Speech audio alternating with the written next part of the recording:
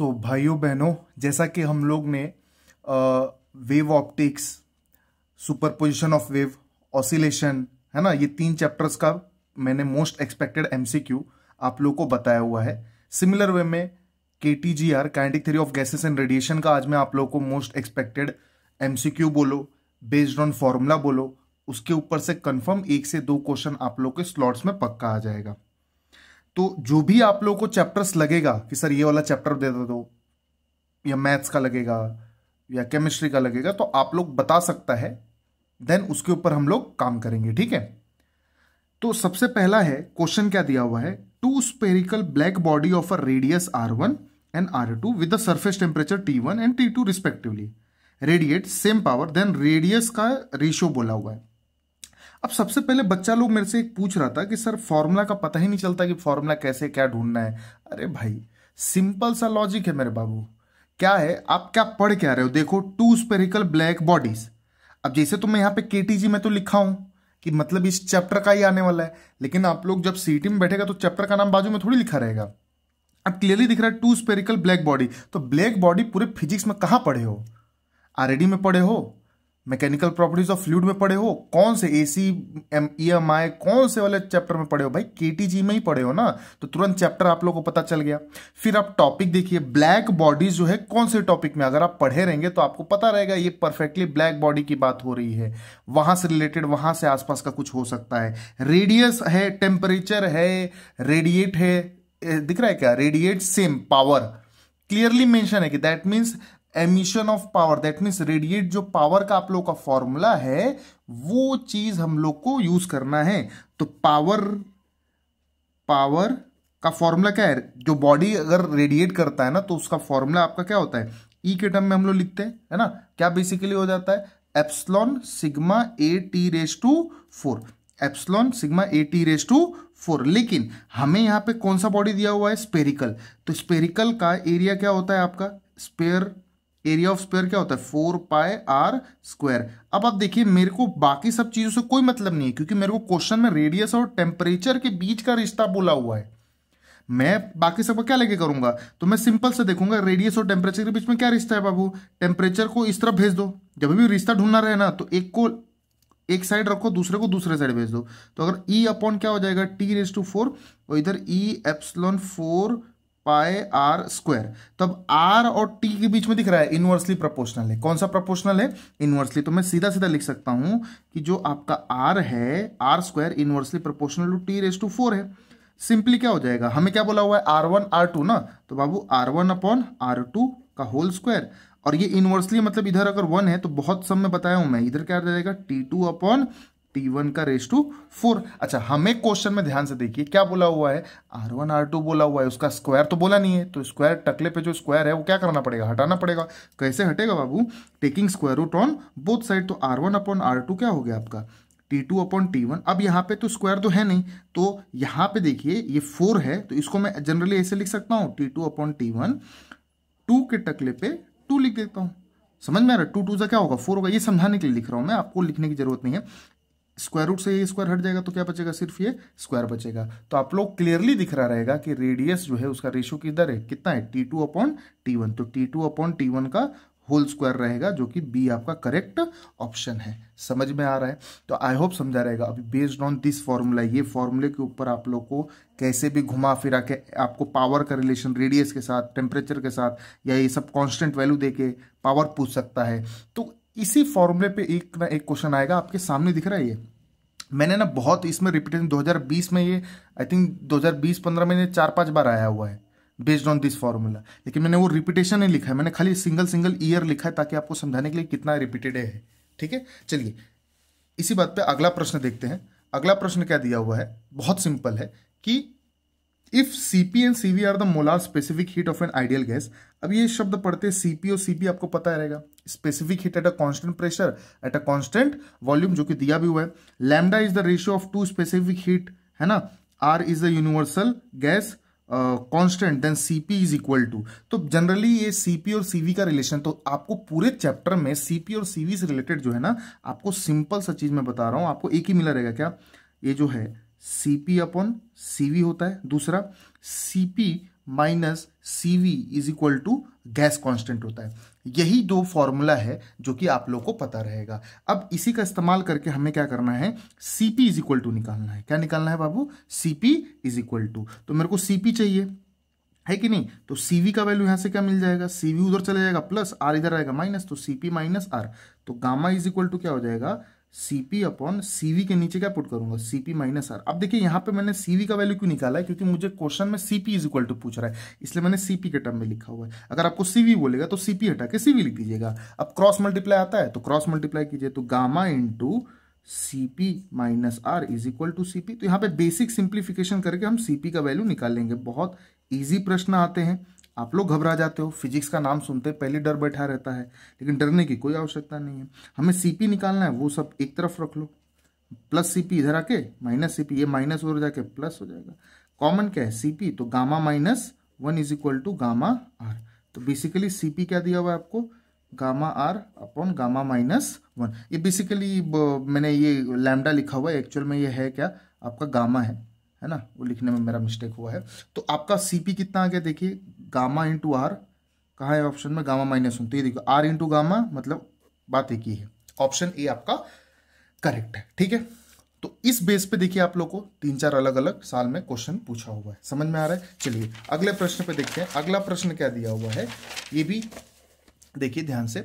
Heat energy is incident on the surface of a rate of 1000 joule पर minute, है ना, मतलब ये हीट एनर्जी पर टाइम दिया हुआ है ना। तो इफ कोएफिशिएंट ऑफ एब्जॉर्प्शन, तो आपको ये वो मतलब ये सब पढ़ते ही दिमाग में आ जाएगा, अगर चैप्टर पढ़ा रहेगा तो A इज इक्वल टू 0.8 हो जाएगा। कोएफिशिएंट ऑफ रिफ्लेक्शन कितना हो जाएगा, 0.1 हो जाएगा। And heat energy transmitted by the surface in 5 minute. अच्छा, हीट एनर्जी उसको चाहिए, मेरे को लगा कोएफिशिएंट ऑफ ट्रांसमिशन चाहिए। तो हीट एनर्जी मतलब क्यों निकालना है, किस पे, एट 5 मिनट पे, मतलब टाइम 5 मिनट दिया हुआ है। तो सबसे पहले ट्रांसमिटेड निकालना है ना, ट्रांसमिटेड का कोएफिशिएंट ऑफ ट्रांसमिशन है नहीं, तो आपको पता रहेगा A plus R plus T कितना होता है बाबू, 1 होता है। तो T इज इक्वल टू क्या हो जाएगा, 1 में से 0.8 माइनस कर दो, 0.1 माइनस कर दो, तो कितना बचेगा, ये 1 माइनस 0.9, तो कितना बचे 0.1। तो Q आसानी से मिल जाएगा। देखिए अब हीट एनर्जी सरफेस पे इंसिडेंट कितना हो रहा था, 1000 जूल पर मिनट, इनटू कितने टाइम के लिए चाहिए, 5, और ट्रांसमिशन का कांस्टेंट कितना है, 0.1, कोएफिशिएंट ऑफ ट्रांसमिशन। तो ये क्या होगा, आपस में मल्टीप्लाई हो जाएगा। अगर इसका आप फॉर्मूला पूछोगे तो QT क्या हो जाएगा, ये Q into capital T into small t। समझ में आ रहा है। तो ये बेसिक अंडरस्टैंडिंग वाला फॉर्मूला है। तो कितना हो जाएगा ये, देखिए एक पॉइंट है, एक जीरो खा जाएगा तो 2 जीरो बचेगा, तो 500 आएगा आंसर। तो 500 जूल कितना है, आपका बी ऑप्शन करेक्ट है। तो बहुत चिंदी सा सम है। अब इस फॉर्मूले के बेस पे आपको क्वेश्चन जो है पूछा जा सकता है। चलिए अगले प्रश्न पे देखते हैं हम लोग। अगला प्रश्न क्या दिया, to what temperature should the hydrogen at 327 be cooled at. अब देखिए टेम्परेचर बोला हुआ है, ठीक है, pressure so that the root mean square, बात ही खत्म। इतना बड़ा हिंट दे दिया, रूट मीन स्क्वायर मतलब VRMS क्या लगेगा, वो अंडर रूट ऑफ कौन सा फॉर्मूला है वो, 3RT अपॉन में M, खत्म, है ना। Gas constant temperature and then molecular weight. समझ में आ रहा है। अब यहां से जो है आप लोग को क्वेश्चन में देखना क्या दिया हुआ है। मैंने तो ये पढ़ा है, रूट मीन स्क्वायर, मैंने फटाक से फॉर्मूला लिख दिया। Of its molecule become half of its previous value. क्या हाफ हुआ है भाई, वापस से पढ़ो, हजारों बार बोला है, नहीं समझ में आता हौले हौले पढ़ो। To what temperature should the hydrogen of at 327 degree Celsius cooled at the constant pressure so that the root mean square velocity of its molecule become. अच्छा, मतलब जो V2 होगा वो हाफ होगा इनिशियल वाले से। अच्छा, ऐसा बोला हुआ है, हाफ होगा प्रीवियस वैल्यू। समझ में, मतलब रूट मीन स्क्वायर का टेम्परेचर के साथ रिश्ता है। ये R और M का कुछ भी लेना देना नहीं है भाई, है ना, पहले बता देता हूं मैं, R और M का इस क्वेश्चन में कुछ लेना देना नहीं है, क्योंकि इसका बात ही नहीं किया हुआ, रिलेशन ही नहीं है। तो यहाँ पे V directly proportional to root T हो रहा है, तो मुझे V2 अपॉन V1 और ये रूट में आ जाएगा T2 अपॉन T1। बस देखना है अभी क्या है भाई, सिंपल है। V2 का वैल्यू कितना है, हाफ V1 अपॉन में V1, और temperature to what temperature, option में भी देख के दिख सकता है। क्वेश्चन कभी कभी हजारों बोला है ना मैंने, कि जब आपको क्वेश्चन में ये नहीं समझ में आता क्या पूछा है, और क्या दिया हुआ है, तो आप यूनिट को जरा देखिए। यूनिट को मैं हमेशा बोलता हूँ सरने में आपका, जिससे आपको बहुत सारी जानकारियां मिल जाती हैं। अब इसमें क्वेश्चन पढ़ा नहीं समझा क्या पूछे, तो देखिए ना ऑप्शन में डिग्री सेल्सियस दिया है, ये किसका हो सकता है? ये मास का होगा, ये गैस कांस्टेंट का होगा, ये वेलोसिटी का होगा, भाई टेम्परेचर का ही होगा ना। तो ये एक आप लोग का, जब क्वेश्चन आपको थोड़ा बहुत ट्रिकी लगे, नहीं समझ में आ रहा है, आप लोग हाई में हो, तो ये सब चीज से आप लोग पता कर सकते हैं, गलतियां से बच सकता है। अब टेम्परेचर हमें T2 निकालना है, हमें T1 दिया हुआ है। T1 लेकिन किस में दिया हुआ है? देखिए डिग्री सेल्सियस में दिया हुआ है, 327 डिग्री सेल्सियस। तो सबसे पहले मेरे को क्या करना पड़ेगा, इसको केल्विन में कन्वर्ट करना पड़ेगा। तो केल्विन में कन्वर्ट करने के लिए मैं क्या कर दूंगा, 327 प्लस 273। तो T1 कितना आ जाएगा भाई, 7 3 10, 7 2 9 10, 3 2 5 6, तो 600 केल्विन के आसपास आ जाएगा। तो T2 कितना, सॉरी T2 तो निकालना है, T1 कितना आ गया 600, बराबर। हाफ V1 क्या मतलब, सॉरी V1 कैंसिल, हमें T2 रूट में तो चाहिए नहीं, रूट हटाना पड़ेगा, taking square on both side, तो 1/4 हो जाएगा T2 अपॉन 600। 600 इधर डिवाइड में, उधर जाके मल्टीप्लाई। ये सब बेसिक कैलकुलेशन है, ये सब आप लोग का बहुत बेसिक है। तो ये 15 चौक 60, 150 आ रहा है ना। लेकिन ये 150 केल्विन आएगा, इसीलिए आपका ऑप्शन मैच नहीं हो रहा है। कभी कभी हो सकता है कि 150 डिग्री सेल्सियस दे दे और तुम लोग साला गलती घाई में टिक मार्क कर दो, तो ऐसा बिल्कुल मत करिएगा। सिंपल सा मैं बता रहा हूं कि केल्विन में है, भले आपने केल्विन में कन्वर्ट किया हुआ, इसको डिग्री सेल्सियस में बाद में कन्वर्ट करना पड़ता है। तो उसके लिए क्या करेंगे, 273 माइनस 273 होता है और प्लस 150, है ना। वो डिग्री सेल्सियस में करने के लिए माइनस 273 से प्लस कर दीजिएगा। तो कहने का अर्थ है 273 में से माइनस कर देंगे तो कितना हो जाएगा, 273 में से 150 माइनस करो तो 3 बचेगा, 2 बचेगा, 1 बचेगा, 123 माइनस में। हाँ बाबू, माइनस में, बिगर नंबर साइन, बेसिक चीज।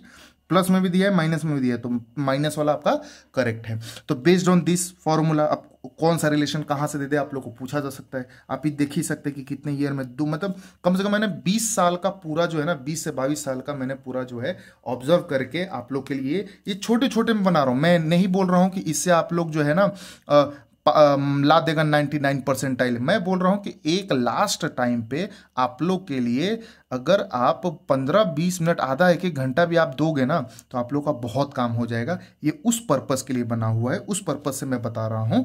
तो यहां पे अगले प्रश्न में पढ़ेंगे, जो कि हमारा लास्ट क्वेश्चन है, कि क्या दिया हुआ है, the wavelength of a maximum energy released during an atomic explosion was. अब देखिए द वेवलेंथ दिया हुआ है, मैक्सिमम एनर्जी दिया हुआ है ना। हमें दिया हुआ है 2 पॉइंट, मतलब लैम्डा कितना दिया हुआ है, 2.93 10⁻⁻10। अभी तक समझ में नहीं आ रहा है कि कहाँ का है ये। The maximum temperature attain must be, take Wien's constant. अब इससे बड़ा हिंट क्या चाहिए भाई, विंस डिस्प्लेसमेंट कांस्टेंट वाला जो बात है, वो वाला टॉपिक है आपका। 2.93 10⁻³ MK दिया हुआ है। अब आपको पता चल गया रहेगा भाई, तीन ही तो चीज है इसके फॉर्मूले में, है ना। आपका लैम्डा इनवर्सली प्रोपोर्शनल टेम्परेचर होता है, तो lambda T is equal to b हो जाता है। तीन तो चीज है, बी दिया है, लैम्डा दिया है, टेम्परेचर ही पूछा होगा। और नहीं पता तो आप तो देख लीजिए, यूनिट देख लीजिए भाई। के फॉर क्या होता है, के फॉर होता क्या है, टेम्परेचर में केल्विन ही ना होगा। तो T इज इक्वल टू क्या हो जाएगा, बी अपॉन लैम्डा। तो बी का वैल्यू कितना है, 2.93 10⁻³ और ये 2 पर। देखिए कितना आसान नंबर भी दिया हुआ है, ताकि आप फटाक से कर लो कैंसल। 10⁻³ -10 ऊपर जाके +10 कितना हो जाएगा, 10⁻7। समझ में आ रहा है। तो 10 आपका 7 केल्विन हो गया। Very good. कहाँ है, डी ऑप्शन है, करेक्ट करो, टिक मार्क करो, आगे बढ़ो। तो बाबू ये 5 question most important based on मैंने रिसर्च किया हुआ है।